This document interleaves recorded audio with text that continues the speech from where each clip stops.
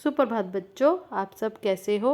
आशा है आप सब घर पर ठीक होंगे। आज हम हिंदी में एक और नया पाठ करेंगे जिसका नाम है कौड़ी से ई मनी तक।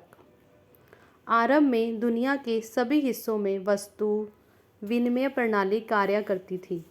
लोग अपनी उत्पादित चीज़ें दूसरों को देकर बदले में अपनी अन्य आवश्यकता की चीज़ें प्राप्त करते थे। इस प्रणाली में धीरे धीरे बदलाव आया। पहले सोना, चांदी व अन्य धातुओं के सिक्के आए, फिर कागजी मुद्रा का प्रचलन हुआ और आज हम ई मनी के युग में प्रवेश कर चुके हैं। आज हम इसी पाठ में हमारे पास मुद्रा का वर्तमान स्वरूप ना होता तो हमें किन किन कठिनाइयों का सामना करना पड़ता, चर्चा करेंगे। पाठ कुछ इस तरह से शुरू होता है।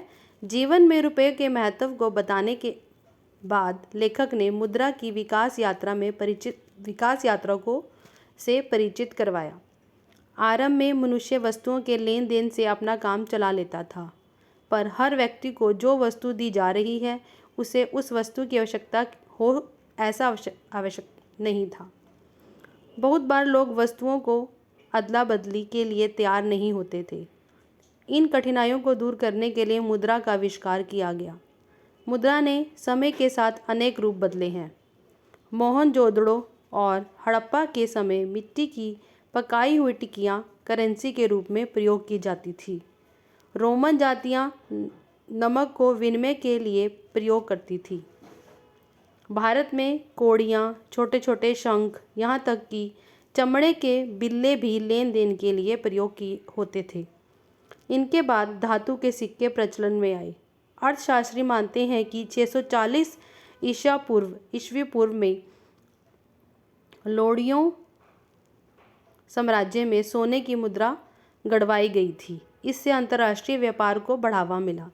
सिकंदर ने अपनी विश्व विजय की यात्रा में अपने सैनिकों को वेतन में स्वर्ण मुद्राएं दी थी। भारत में मोहनजोदड़ो और हड़प्पा से चला मिट्टी की मुद्रा का सफ़र धातु के सिक्कों से होता हुआ अंग्रेजी साम्राज्य और आज के रिजर्व बैंक द्वारा ढल रहे सिक्कों तक आ पहुंचा। चीन के शासक कुबलई खान ने सोने और चांदी को अपने अधिकार में करने के लिए 13वीं शताब्दी में कागज़ के नोट शुरू किए। तभी से दूसरे देशों में भी कागज़ की मुद्रा का प्रचलन हुआ। कागज़ को मुद्रा व प्रचलन ने जाने अनजाने बैंकिंग सिस्टम की नींव रखी। प्लास्टिक के क्रेडिट या डेबिट कार्ड ने पेपर करेंसी को जबरदस्त चुनौती दी है। कंप्यूटर के आने से चेंज कार्ड जैसी चीज़ शुरू हुई। इस प्लास्टिक मनी को चुनौती दे रहा है ई मनी। यह एक अकाउंटेंट में जमा पैसे को इलेक्ट्रॉनिक के रूप में बदलता है। इस पाठ्य का यही उद्देश्य है कि बदलते परिवेश के साथ बदलती जीवन शैली से परिचित करवाना और मनुष्य की विचारशीलता और तर्क शक्ति से हुए नवीनतम आविष्कारों का ज्ञान देना। यहीं पर यह पाठ खत्म होता है। कल हम इसका जूम मीटिंग में चर्चा करेंगे। धन्यवाद।